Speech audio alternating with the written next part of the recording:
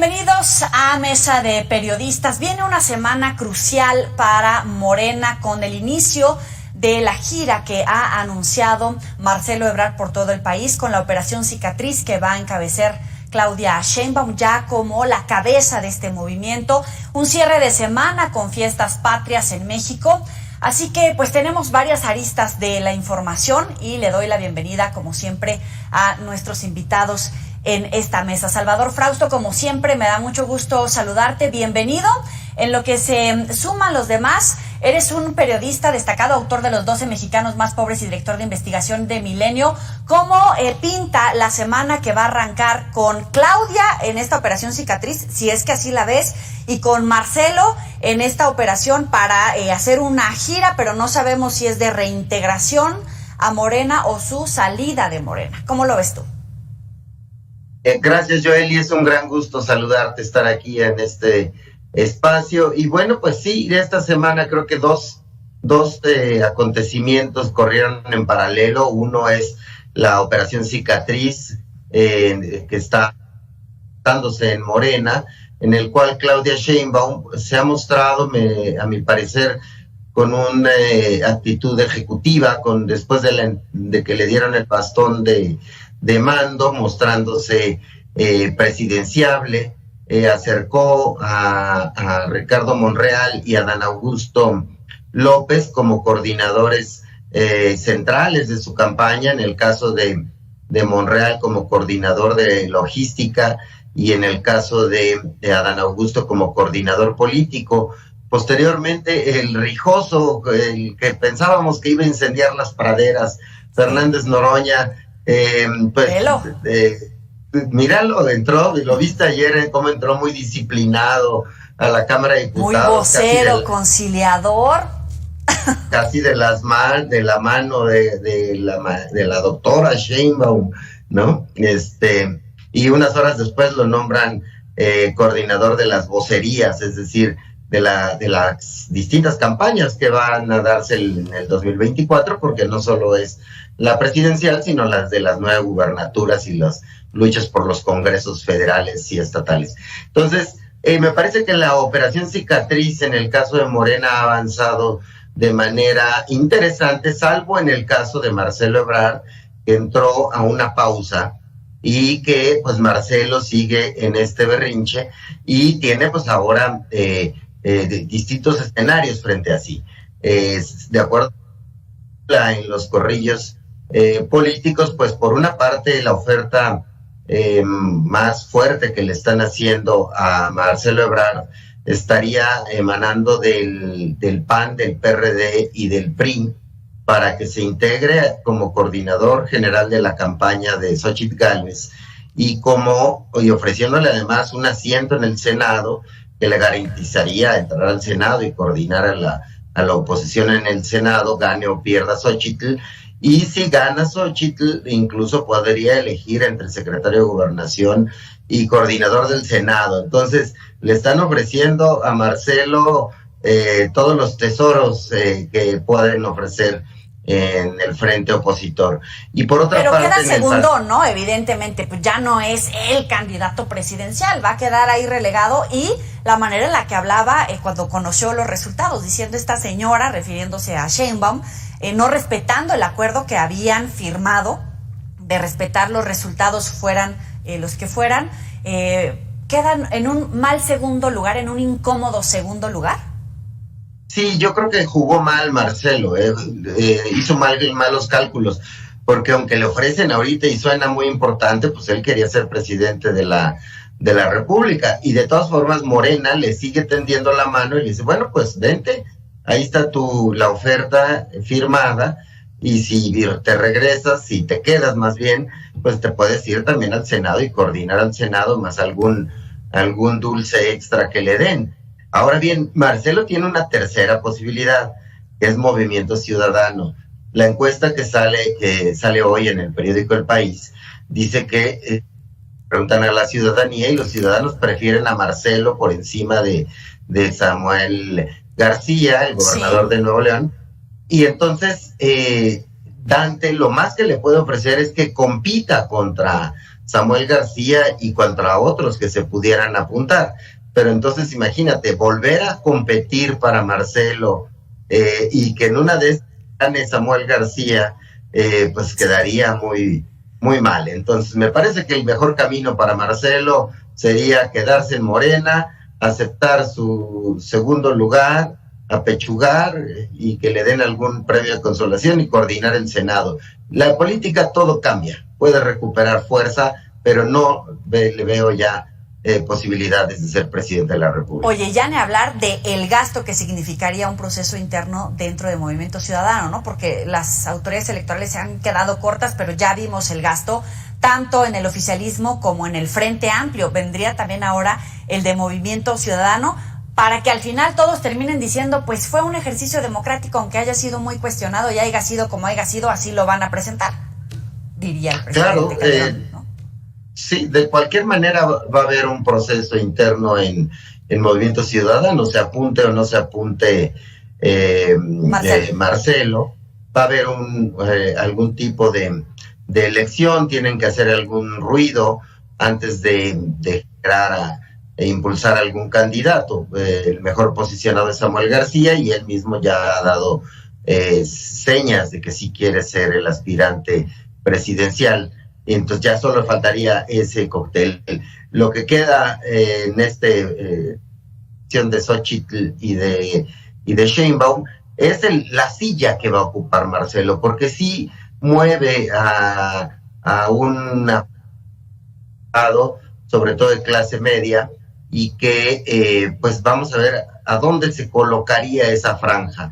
En principio me parece que le quita más votos a Xochitl que a Claudia, pero pues las campañas, las precampañas todavía ni empiezan, y aunque ya la exposición de los candidatos está muy fuerte por estos días, Joely. Oye, muchos cuestionan sobre si Claudia va a poder conducir a la bestia, Morena, no me refiero a ninguno en particular, para este proceso de acercamiento entre todos los que quedaron de segundo, tercero, cuarto, quinto lugar, obviamente los que están buscando un lugar para buscar la gubernatura, los legisladores, por supuesto, los integrantes de todas las corrientes. Ella tiene el poder, el control, la experiencia, el olfato, que no es López Obrador evidentemente, pero ¿puede manejar a esa bestia? Pues sí, hasta el momento lo ha hecho, está conduciendo de manera, parece ser correcta y atinada, con olfato político, la reconciliación, por lo menos ahorita con 3 de las 5 corcholatas. Faltaría ver cuál es la posición que va a jugar Manuel Velasco y el proceso más complicado, que es el de Marcelo. Hasta el momento se ha conducido muy bien, y me parece que contraste con lo que está ocurriendo en el frente opositor, se está mostrando ejecutiva, presidencial, se ve unido Morena en torno a Claudia, se le ve contenta, confiada. Entonces, por lo pronto va dando pasos importantes, y bueno, pues ya ves las encuestas, está 25 puntos arriba de Xochitl en este ejercicio del país y 30 puntos arriba de Xochitl según la Polls, que es esta concentradora de encuestas. Oye, interesante alguna de las encuestas que mencionan hoy, los números positivos que maneja Claudia versus Xochitl y los números negativos de Xochitl Gálvez. Algunos dicen, bueno, para todos los que decían que las menciones del presidente López Obrador en la mañanera le estaban ayudando a posicionarse a Xochitl Gálvez, parece que con estos indicadores negativos, por lo menos en esa encuesta, sería contraproducente. ¿Cuáles en realidad los beneficios y los perjuicios del presidente López Obrador frente a Xochitl Gálvez a partir de esta encuesta, por supuesto? Bueno, pues los negativos de Claudia, es decir, la gente que le pregunta, ¿usted opina que tiene una buena opinión de estos personajes? Quienes dicen que les parece muy mal o mal, 10% tiene Claudia esa cifra negativa. y en cambio tiene, si mal no recuerdo, 36 o 34% Xóchitl. De los personajes relevantes de la política nacional, Xóchitl es la que tiene más negativos. Están por encima de ella Dante Delgado, Samuel García, Marcelo Ebrard, sí. Y eso, como bien dices, es el efecto del golpeteo que abrió contra ella el presidente López Obrador, que algunos decían, no, le está haciendo la campaña López Obrador a Xóchitl. Aquellos que piensan que el presidente López Obrador es ingenuo, siempre van a equivocar.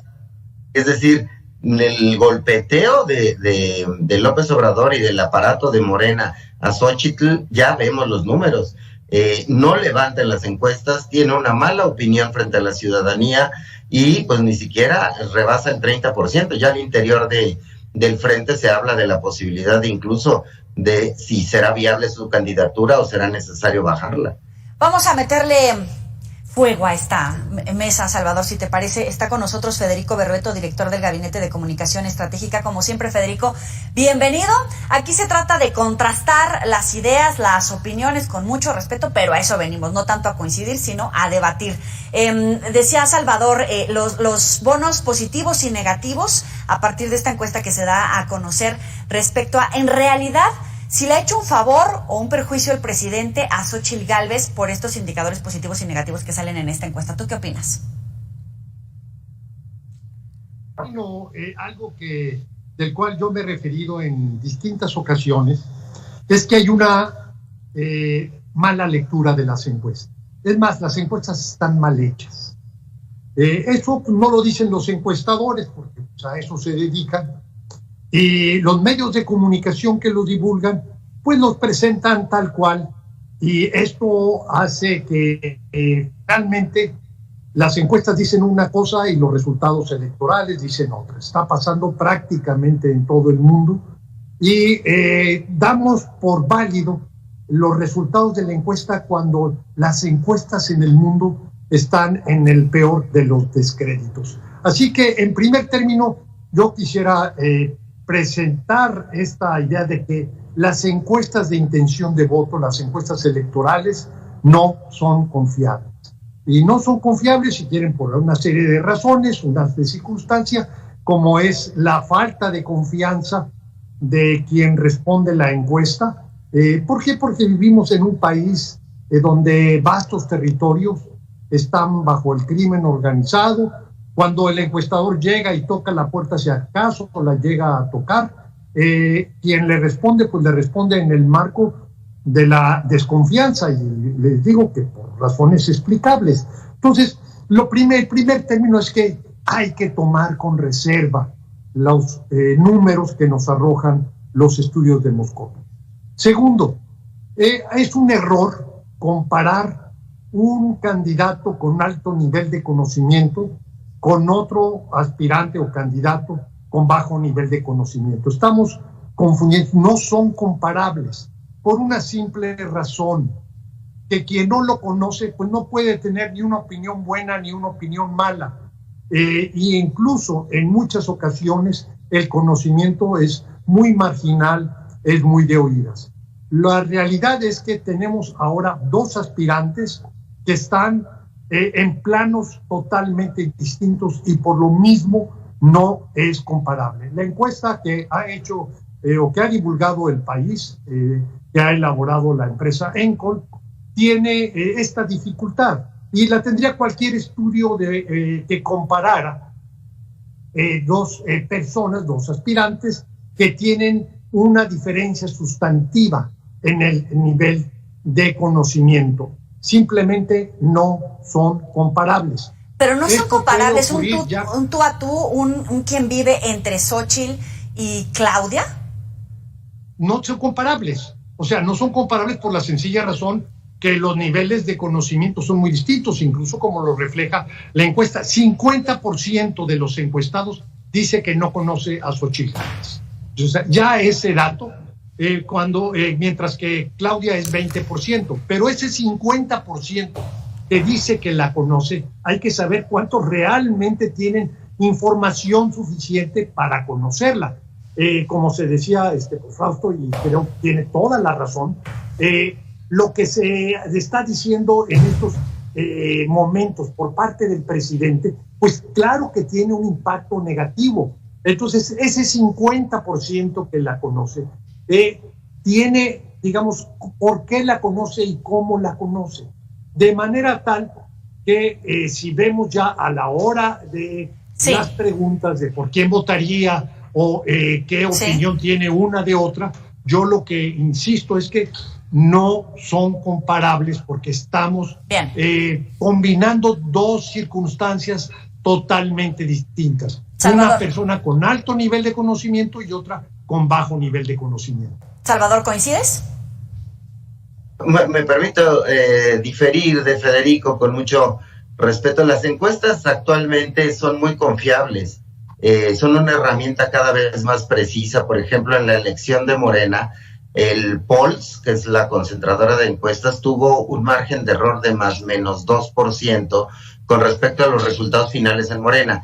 En el Estado de México, casi todas las encuestadoras serias dieron la tendencia. Es decir, se pueden equivocar por puntos, por ciertos grados de puntos, pero no, ya prácticamente las encuestadoras serias no se equivocan en las últimas elecciones en México y en otros países en cuanto a la tendencia, es decir, por ahí lo van marcando. Y por otra parte, coincido con Federico en que parecería una campaña entre una candidata de primera división y una de segunda división. Es decir, a Claudia la conocen casi el 80% de los mexicanos y a Xóchitl la conoce el 50%. Es decir, arranca muy atrás Xóchitl Gálvez. No ha logrado, no ha existido ese famoso boom de Xóchitl Gálvez, no ha existido. En realidad lo que hemos conocido de ella es que tiene un montón de contratos con el gobierno que obtuvo de los gobiernos de Peña Nieto, de Fox y de Calderón, sus empresas, y conocemos que pues tiene una casa en condiciones irregulares, que pues yo supongo que nadie la quiere demoler, como ya dijo el presidente López Obrador, pero bueno, pues que tiene ahí una serie de irregularidades y de abusos en su ejercicio del poder. Pero tenemos una candidata de segunda división contra una candidata de primera división y me parece que es lamentable que los focos rojos están prendidos, las alertas dentro de la gente del frente opositor con los que yo he conversado. Cada vez hay mayor preocupación porque hay un desorden ahí, tanto que le ofrecen a Marcelo que vaya a coordinar la campaña. Entonces, está rebasado Krill, está metido ahí el hijo de Xóchitl en la campaña sin experiencia política. Es decir, hay un desastre tremendo que me parece que por la calidad de la competencia democrática deberían corregir lo antes posible en el frente opositor, Joel. Federico, nunca detonó Xóchitl, se está consolidando como candidata o de plano nada más no la ves ya rumbo a las presidenciales. Bueno, primero yo no tengo ni vine a defender ni a cuestionar ninguna de las, digamos, no soy parte de la contienda, yo soy un analista y por lo mismo no me queda a mí hacer imputaciones ni a favor ni en contra, simplemente la observación propia de quien está observando las campañas, sus estrategias. Ambas tienen cosas buenas, cosas malas. Y en el caso de Xóchitl yo diría que hubo una expectativa sobrada en su irrupción inicial, que alentó mucho a un sector minoritario de la población que estaban ávidos de un aspirante o de un potencial candidato que tuviera la garra y que mostrara potencial de competencia y de ganar. En ese segmento, Xóchitl con mucha rapidez pudo lograr una significada presencia. Pero el tema es que ese sector es un sector minoritario y el tema está, bueno, en el resto de la de la población. Y esto entraña una dificultad desde un principio. ¿Por qué? Primero, porque no estamos en campañas. O sea, los medios y los recursos convencionales para que un aspirante se dé a conocer, sí, no existen, no están al alcance.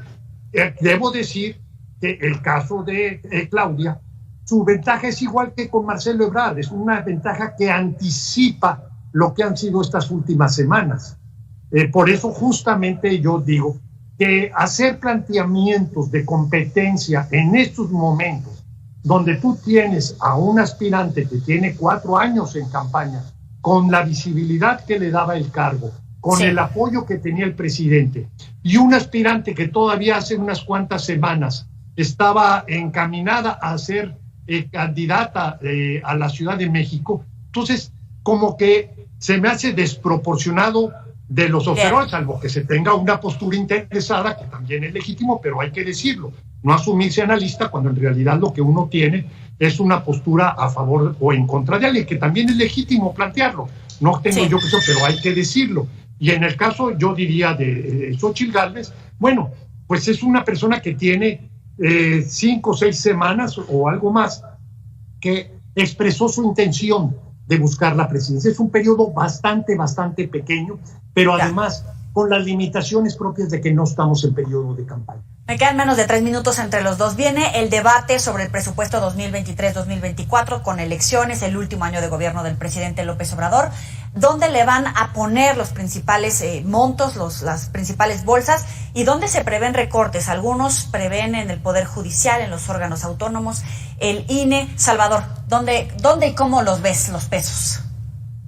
Sí, bueno, pues ya se ha deslizado la idea del gobierno federal es bajarle los presupuestos al Poder Judicial, al INE, al INAI, creo incluso, es decir, a estos sectores contra los que el presidente López Obrador siempre ha exigido que tengan mayor austeridad, y que por otra parte ha entrado en disputas abiertas, tanto que pues no los va a invitar a los del Poder Judicial al grito, y bueno, me parece una descortesía, y que está acentuando la idea de polarización hacia el último año del gobierno, pero es el estilo del presidente López Obrador. Digamos, no esperaríamos otra cosa, sino que acentuaría eso en el cuidado de los dineros o en el destino